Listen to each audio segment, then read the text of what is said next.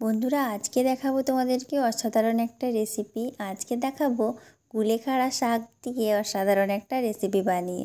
বন্ধুরা যারা কুলেখাড়া শাক ছেঁচে খেতে চাও না, রস খেতে চাও না কুলেখাড়া শাকের, তারা কিন্তু এইভাবে খেতে পারো। বন্ধুরা এইভাবে খেলে কিন্তু তোমরা অনেক উপকার পাবে। তাই তোমরা রেসিপিটা শেষ পর্যন্ত দেখতে থাকো, ভিডিওটা স্কিপ না করে দেখো। আর ভালো লাগলে চ্যানেলটা অবশ্যই সাবস্ক্রাইব করবে আর ভিডিওটা তোমাদের বন্ধুদের সাথে বেশি বেশি করে শেয়ার করে দেবে। তো চলো রেসিপিটা শুরু করি। এই দেখো, প্রথমে আমি নিয়েছি এক থালা কুলেখাড়া শাক। এটাকে আমি ভালো করে কাঁটাগুলো বেছে নিয়েছি। এটাকে ভালো করে আমি ধুয়ে নিয়েছি কাঁটাগুলো বেছে। এই দেখো, এখানে আমি খুব ভালো করে ধুয়ে নিয়েছি। দেখো বন্ধুরা, এটা কিন্তু সেদ্ধ করার কোনো বালাই নেই, সেদ্ধ করা ছাড়াই রান্না করব। এই দেখো, কড়াইতে সরষের তেল দিয়ে দিয়েছি, এর মধ্যে দিয়ে দিলাম সামান্য একটু পাঁচফোড়ন।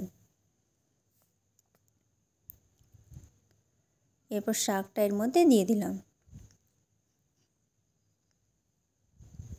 এটাকে কিছুক্ষণ নাড়াচাড়া করে নেব। এরপর এই দেখো, ভালো করে নাড়াচাড়া করে নিলাম। এটা লাল লাল হয়ে এসছে, মোটামুটি ভাজা ভাজা।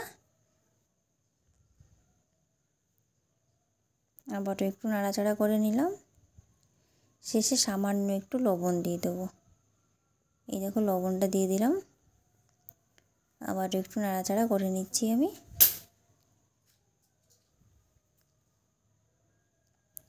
ভালো করে লবণটা মিশিয়ে নিলাম। এই দেখো বন্ধুরা, শাকটা ভাজা হয়ে গেছে। খুব তাড়াতাড়ি কিন্তু এটা হয়ে যায় বন্ধুরা, এটা কিন্তু সেদ্ধ করা লাগে না, এরকমই ভাজা হয়ে যায় এটা। এই দেখো, একটা প্লেটে আমি সার্ভ করে নিচ্ছি। তো দেখো কত সহজেই আমি এই শাকটা বানিয়ে নিলাম। তোমরা কিন্তু যারা খেতে চাও না বন্ধুরা কাঁচা কুলেখাড়া শাকের রস, তারা কিন্তু এইভাবে খেতে চাও। এটাও কিন্তু স্বাস্থ্যকর খুবই। তো এইভাবে তোমরা করে খাবে, আশা করছি তোমাদের খুবই ভালো লাগবে। তো বন্ধুরা, রেসিপিটা ভালো লাগলে অবশ্যই একটা লাইক দেবে। আর এরকম আরও নতুন নতুন রেসিপি পাওয়ার জন্য কিন্তু আমার চ্যানেলটা অবশ্যই সাবস্ক্রাইব করে রাখবে। আর পাশে থাকা বেল আইকনটা প্রেস করবে আমার ভিডিও নোটিফিকেশান সব থেকে আগে পাওয়ার জন্য। সবাই খুব ভালো থেকো, সুস্থ থেকো, সাবধানে থেকো সবাই।